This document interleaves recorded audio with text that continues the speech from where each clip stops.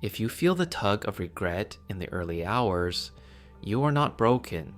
You are human. Regret is not proof that you lived your life wrong. It is evidence that you lived with a heart awake. In the quiet of morning, when the mind is tender and the room still, we can be harsh with ourselves. Today, let's try something gentler. Let's shift from blame to wisdom, from punishment to understanding.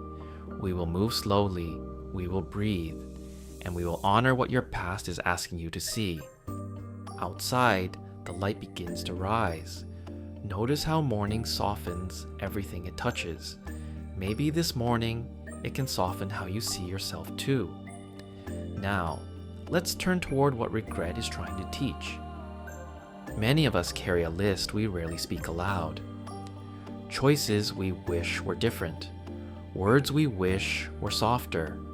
Paths we wish we had taken or not taken. This is shared ground. If you have felt that ache, you are in good company. You care deeply, and that care is what gives regret its shape.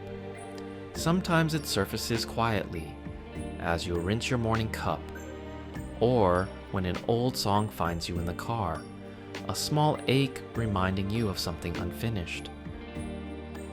Regret can feel like a verdict, but look closely. Its edge is not failure, its message is value. You regret because something mattered, a promise, a relationship, your health, your truth, your time. Regret is the echo of your values calling from behind you, saying, "Please remember me."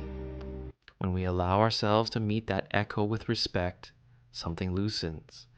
The chest softens, the breath steadies. The mind, which may have been stirred like wind over water, begins to settle. Think of your mind as a quiet pond. When you stop thrashing, the ripples calm on their own. You do not force the water still. You stop adding waves. Here is a gentle truth to hold. The past is fixed, but the meaning is flexible. You cannot rewrite yesterday's script, yet you can change the lens that reads it. You did the best you could with the light you had. Let that sentence land, not as an excuse, but as a fact of being alive. We act from the level of sight and skill we held in that moment. Today, you hold more light. That is why you can see differently now. Take a deep breath. Drop your shoulders a fraction. Unclench your jaw. Feel your feet. You are here now. The weight you carry can be set down in pieces. There is no rush. Moving gently forward, let's explore a kinder lens. The heart of this shift is simple. Regret points to what matters most. It is a compass needle that keeps trying to face north. When we punish ourselves, we fight the compass. When we listen, we learn where it wants to point. Shame freezes. It narrows the view and locks the door. Compassion clarifies. It opens a window and lets light in. Shame says, "You are bad." Compassion says, "You cared." Let's tend to it.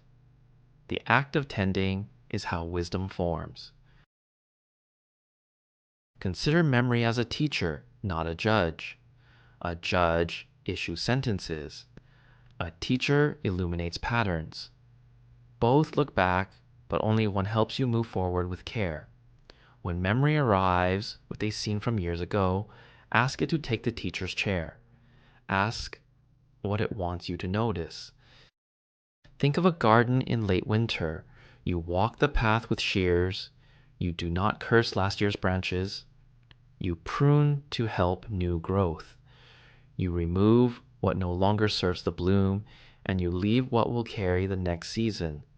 This is how we hold regret, not as a wound to press, but as a branch to trim with respect.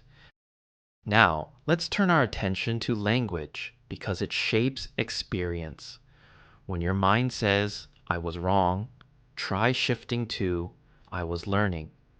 When it says, "I ruined it," try, "I missed a value that mattered to me." This is not softening the truth. It is sharpening it with kindness.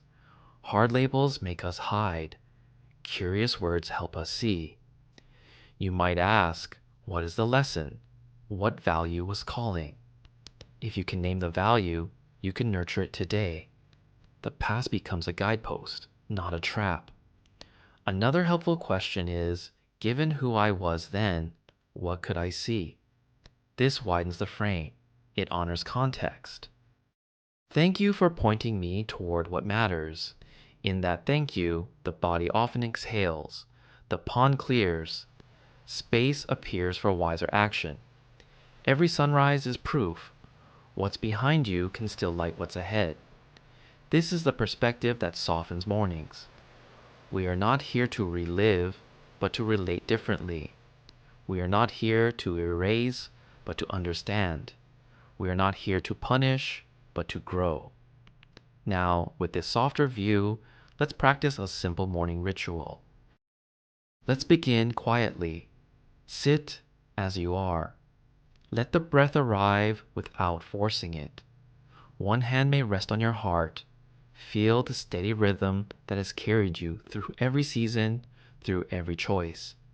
In this moment, there's nothing to fix, only a chance to listen. Allow one regret to come to mind, not the whole history, just a single stone from the riverbed. Hold it with gentle attention. Notice the edges, the weight. Name it to yourself in simple words, the way you would describe a stone's color. Then ask, what value is shining through this? Perhaps it was honesty, perhaps it was rest, or respect, or presence. Let the value rise like a small light in the chest. Stay with that light. Let your breath move toward it. You are not reliving the scene. You are meeting the signal. If the mind tightens, soften your shoulders. If the jaw clenches, part the teeth and exhale. Whisper to yourself, I can learn from this. Feel how the body answers. Often, the breath deepens on its own. Now, offer one plain sentence of self-forgiveness. Not poetry, just truth. You might say, I forgive the version of me who did not yet know. Or, I forgive myself for missing what mattered. Keep it simple. Feel the words land in the heart, like a warm cup set gently on a table. Thank the signal. Quiet gratitude changes the air. You might say, thank you for showing me what I care about. With that thank you, let the stone return to the river. You do not have to grip it. You can let the water hold it for a while. From here, notice one small choice available today that honors the value you named. If the value was present, set down your phone during breakfast. If it was rest, move bedtime 10 minutes earlier. Tiny action, kind intention. Let it be light, not heavy. If journaling helps, you can write 2 lines. The regret I'm learning from is, the value it reveals is, then close the page. The practice is complete when the heart feels a little more spacious. What matters most is not changing the past, but how you hold it now. With kindness, even the heaviest memories soften at the edges. With patience, they become pages of wisdom you can turn without fear. Keep this practice gentle. Small steps, repeated, shape a steady path.